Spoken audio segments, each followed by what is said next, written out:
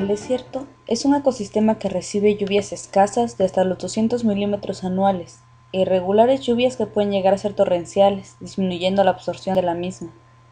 Y, además de esto, unimos el factor de aire caliente y seco que evapora rápidamente el agua. Tiene reputación de tener poca vida, pero eso depende de la clase de desierto. En muchos existe vida abundante, la vegetación se adapta a la poca humedad y la fauna usualmente se esconde durante el día para preservarla. El suelo es prácticamente inexistente por la constante erosión a la que es sometido.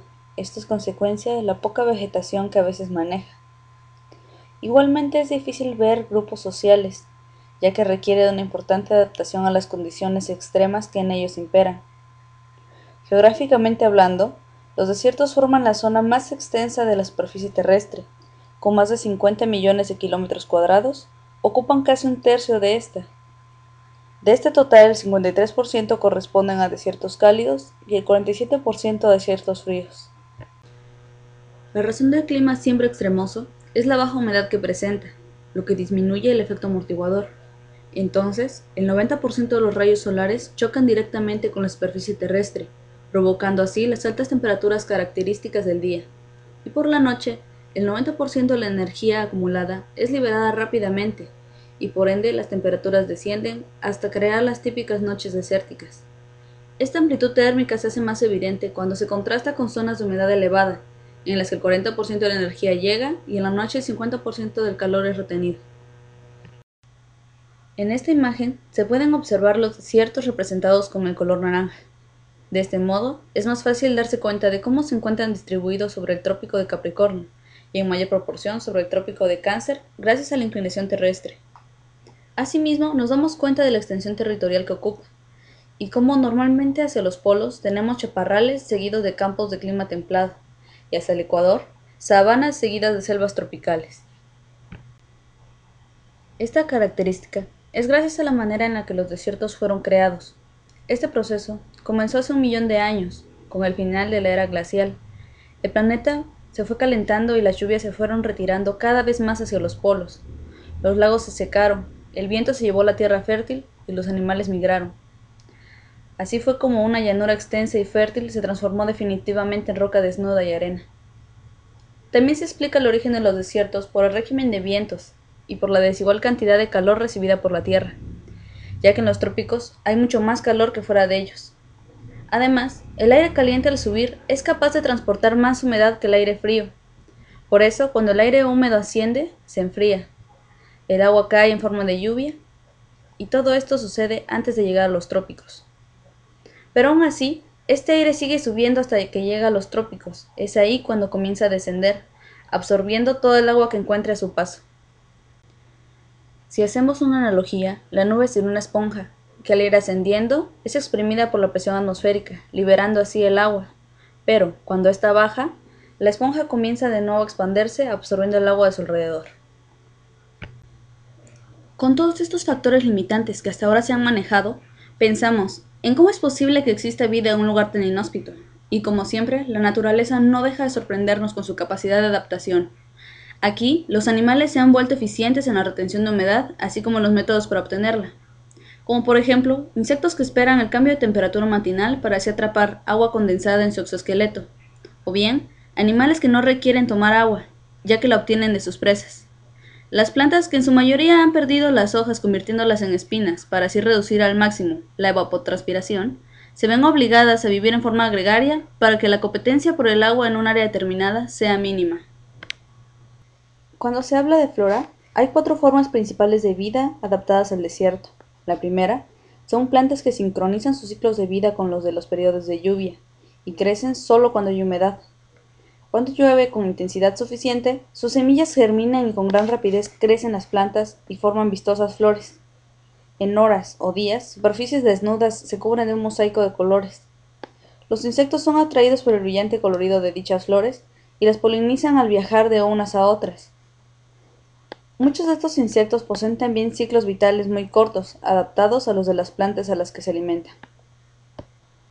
El segundo grupo, conocido como matorrales, tienen largas raíces que penetran el suelo hasta llegar a la humedad. Se desarrollan especialmente en desiertos fríos. Sus hojas se suelen caer antes de que la planta se marchite totalmente y de esta forma pasa a un estado de vida latente, hasta que vuelva a haber humedad en el subsuelo. El tercer grupo son plantas que acumulan agua en sus tejidos. Son de formas suculentas, como los cactus o las euforbias, y tienen paredes gruesas, púas y espinas para protegerse de los fitófagos. Su rigidez es otra forma de protegerse contra la desecación producida por el viento y se presentan en 4 formas. Las columnares, como el viejito, el órgano y el garambullo. Las globulares, como el peyotillo, el bonete de obispo o mitra, la biznaga y uñita. Las elongadas, como la licoche, el cardoncillo, cola de rata y pitaya de tortuga. Las conglomeradas, como pequeño blanco, la sanjuanera y las biznagas de chilitos. Y por último, el cuarto grupo de microflora, como algas, musgos y líquenes que permanecen latentes hasta que se producen buenas condiciones para su desarrollo. La presencia de vegetales origina abundancia de hormigas, escarabajos, avispas y otros insectos, que aprovechando se alimentan en esta época. Se reproducen y en su mayoría perecen. Un elevado número de los que sobreviven sirven de alimento a reptiles, aves y algunos mamíferos. Además de insectos, habitan en el desierto numerosos artrópodos, como escorpiones, arañas y garrapatas. Hay muchos reptiles como serpientes y lagartos de diversas dimensiones. De las serpientes, algunas se alimentan de insectos, pero la gran mayoría devora principalmente roedores. Hay especies que viven entre las dunas y se les han desarrollado válvulas que cubren su nariz e impiden que penetre la arena en ellas. La víbora cornuda es notable porque se desplaza lateralmente y porque ha aprendido a poner en contacto con las cálidas arenas solo una porción reducida de su cuerpo.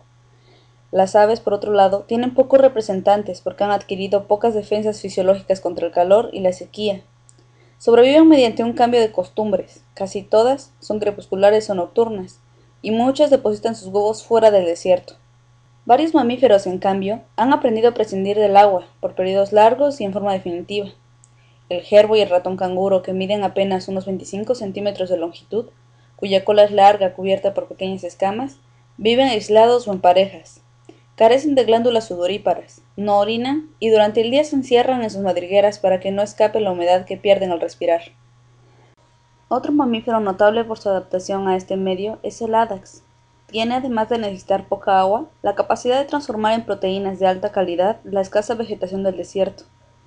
No podríamos olvidar a los representativos camello y dromedario, quienes tienen largas pestañas para cubrir sus ojos de la arena y pezuñas anchas y de una sola pieza para no hundirse o quemarse, además de las jorobas que almacenan grasa y agua para resistirla. Todos los días, al llegar el crepúsculo, es la hora en la que un gran número de animales abandonan sus madrigueras y nidos. El desierto cobra vida entonces. Despiertan y salen en busca de alimento a numerosos reptiles, entre ellos gran cantidad de lagartijas. También salen aves, ardillas y liebres, y otros roedores.